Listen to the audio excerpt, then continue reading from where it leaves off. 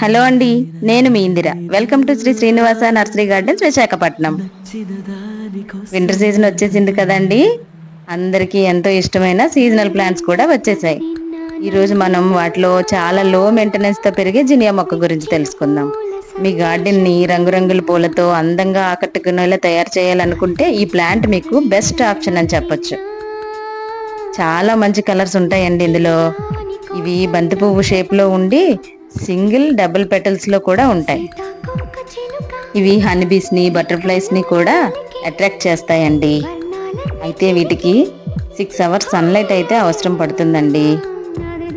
దీనికి well drained soil అవసరం అండి. ఈ ప్లాంట్స్ని సాధారణంగా విత్తనాల ద్వారా కూడా నాటుకోవచ్చు. అయితే విత్తనాల ద్వారా నాటినప్పుడు ప్లాంట్ దగ్గర నీరు నిల్వ ఉండకుండా చూసుకోండి. ఇవి అక్టోబర్ నుంచి ఏప్రిల్ వరకు అయితే బ్లూమింగ్ వస్తాయండి. మొక్క ఆరోగ్యంగా ఉండడానికి, ఎక్కువ పువ్వులు పూయడానికి మనం వాడిపోయిన పువ్వులను ఎప్పటికప్పుడు కట్ చేసుకోవాలండి. ఇలాంటి మరెన్నో వెరైటీ ప్లాంట్స్ కోసం please do like, share, subscribe. Thank you.